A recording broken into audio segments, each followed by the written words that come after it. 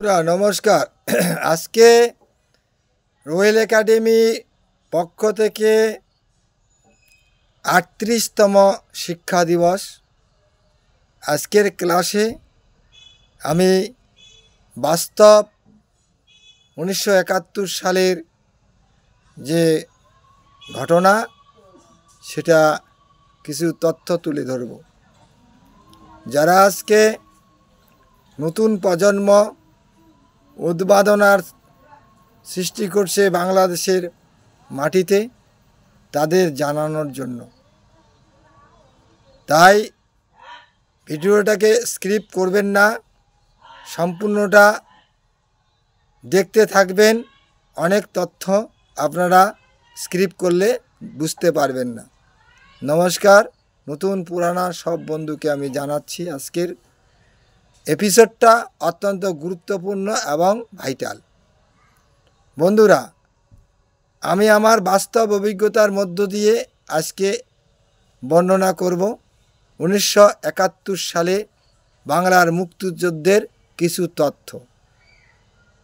আজকে যেমন আপনারা বাংলাদেশের কিছু কবি, সাহিত্যিক এবং গায়ক বিভিন্নভাবে আজকের নিদর্শন তুলে ধরছেন, ঠিক সেইভাবে সেই দিনের কতগুলো নিদর্শন, গান, কবিতা আমি আজকে দুই একটা তুলে ধরব। আমার বয়স তখন ১৭ বছর বয়স। আমি বাস্তব যেটা উপলব্ধি করছি সেটাই তুলে ধরব। সেই সময় এক চারণ কবি গান লিখেছিল, এই কি করিল মজিবর কলি অবতার, জয় বাংলা করিল প্রচার, ওরে গাবুর ছাওয়ার হাত ধরিয়া গুলি করেছে রে ওই পাকিস্তানের খান সেনার ঘর। সেদিন এই গানটা জগৎ বিখ্যাত। আর সেই সময় এই গানের করুণ দৃশ্য আমরা দেখতে পাইছি। ঘরের মা বোনরা সেদিন ঠিক ছিল না, এবং যেই যুদ্ধে প্রায় ৩০ লক্ষ নরনারী কী হয়েছে, প্রাণ হারিয়েছিল। মায়ের বুকে, মৃত মায়ের বুকে শিশুকে বসায় থুয়ে কীভাবে নির্মমভাবে অত্যাচার করেছিল পাকিস্তানি খান সেনা।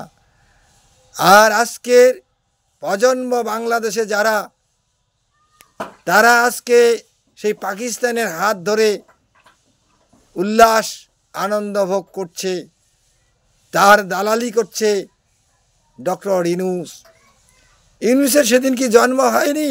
হয়েছে। ইউনূস হচ্ছে টাকার পুতুল, টাকা দিয়ে ইউনূসকে কিনে রাখছে, তাই ইউনূসের মনুষ্যত্ব হারিয়ে ফেলছে। যে বাংলাদেশকে বাংলা ভাষার জন্য সেদিন নির্যাতন চালিয়েছিল উর্দুভাষী পাকিস্তানি শাসক, আর সেই উর্দুভাষী পাকিস্তানি শাসকের সঙ্গে আজকে হাত মিলিয়ে নতুন প্রজন্মকে উস্কে দিয়ে আজকে কোথায় নিয়ে যাচ্ছে বন্ধুরা, অত্যন্ত দুঃখের বিষয়। তাই আমি বলবো যে ছাত্র আন্দোলনের নেপথ্যে ডক্টর ইউনূস, জিহাদি এবং তদানীন্তন বাংলাদেশের যারা রাজাকর বাহিনী, যাদের রাজাকরের প্রজন্ম, তাদের আজকে প্রতিশোধ নেওয়ার পালা শুরু হয়েছে, এটা বুঝতে পারছে না।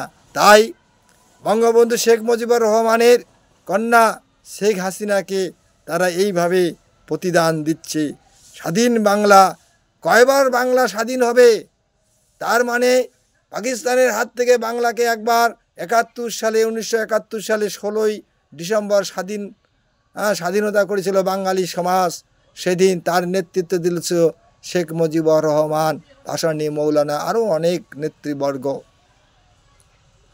সেই বাংলাদেশকে তারা পরাধীন কি করে মনে করছে? আবার নতুন করে তারা আগস্ট মাসে কি করলো, নতুন করে তারা নাকি বাংলা স্বাধীন করলো।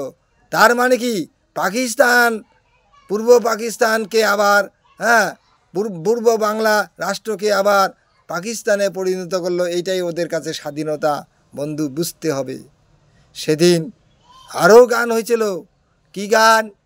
সেদিন গান হয়েছিল, আমরা জানতে পারছি, সেদিন শুনতে পাচ্ছি চারণ কবিদের কাছে থেকে আমরা জানছি, ইন্দিরা গান্ধী বরের মাসি, না খাওয়াইলো পাটা খাসি খাইতে চাও, মুক্তি ফৌজে নাম লিখিয়া দাও। এই সমস্ত গান, বহু মূল্যবান গান আজকে ইতিহাসের পাতায়। আমি জীবিত এখনও আছি। আমি দেখতে পাইছিলাম সেদিন নিজের চোখে আমাদের আমার বর্ডার সীমান্তে আমার বাড়ি। এই বর্ডার সীমান্তে আমরা দেখছিলাম সেদিন খান সেনাদের অত্যাচার। এপার আমাদের পূর্ববঙ্গ থেকে ওরা এসে এই পারের ভারতবর্ষের কত লোককে ক্ষতি করেছিল। সেদিন নির্বিচারে এখানকার ধন সম্পদ লুট করে নিয়ে গেছিলো খান সেনারা। তার প্রতিহত করেছিল সেদিন শ্রীমতী ইন্দিরা গান্ধী তার দক্ষতার মধ্য দিয়ে। বাংলাদেশকে স্বাধীন করেছিল। স্বাধীন করে পূর্ণ রাষ্ট্রের মর্যাদা দিল। সেই রাষ্ট্র আজকে বিশ্বের দরবারে বাঙালি সমাজকে তুলে ধরছে, বাংলা ভাষাকে তুলে ধরছে। আর তারই পতন ঘটানোর জন্য ডক্টর ইউনূস আবার নতুন করে পশ্চিম পাকিস্তানের উর্দু ভাষাকে চাপিয়ে দেওয়ার ব্যবস্থা করছে। তাই বাঙালি সমাজ জেগে উঠো, এপার বাংলা এপার ভারতবর্ষ থেকে আমরা তোমাদের পাশে আছি, আমরা সর্বক্ষণের সাথী তোমাদের। আমরা কখনোই চাই না বাংলা রাষ্ট্রের পতন ঘটুক। আমরা চাই যে বাংলাকে স্বাধীনতা দিয়েছিল ভারতবর্ষের সৈনিকরা, সেদিন হাজারো হাজারো ভারতবর্ষের সৈনিক সেই খান সেনাদের হাতে মৃত্যুবরণ করেছিল। এটা ভুলে যায় না। বাঙালি বন্ধুরা, আজকে যারা বাংলাদেশে উৎপাত করছো তোমাদেরকে আমি বলতে চাই, এটা ভুলে যেও না। ভারতবর্ষের অবদান তোমাদের বাংলা স্বাধীনের পিছনে অনেক আমাদের ভারতীয় সেনার আত্মদান, আত্মবলিদান, রক্তের বিনিময়ে বাংলাকে স্বাধীন করে দেওয়া হয়েছে। তাই বাংলার চিরবন্ধু রক্তের বিনিময়ে স্বাধীনতা ফিরে এনে দিয়েছিল বাংলাকে। আর সেই বাঙালি আজ ভারতবর্ষের মানুষকে অকথ্য গালাগালি করে। তাই শুধরে যাও, নইলে তোমাদের আগামী দিনের বাংলার যে মানচিত্র, কোনো বন্ধু বলছে যে এই বাংলার মানচিত্র নাকি থাকবে না। না, যেটা সৃষ্টি হয় সেটা ধ্বংস করা যায় না। সে আবাল বৃদ্ধ বনিতা তারা বলতে পারে। এটা যদি হইতোই, সেদিন ইন্দিরা গান্ধী নিজেই যুদ্ধ করে বাংলাকে স্বাধীন করেছিল, সেদিনেই তো ভারতের একটা অঙ্গরাজ্যে পরিণত করতে পারত, কিন্তু তা করেনি। বিশ্বের দরবারে কলঙ্কিত ইতিহাস সৃষ্টি করা আমাদের ভারতবর্ষের শোভা পায় না। তাই বন্ধুরা, আজকের এই শিক্ষা দিবসে আপনাদের কাছে আমরা বলবো, যেভাবে ডক্টর ইউনূস বাংলাদেশের জাতীয় দিবস 16ই ডিসেম্বর বিভিন্নভাবে প্রতিহত করা সত্ত্বেও বাঙালি সমাজ এখনও মরে যায় নাই।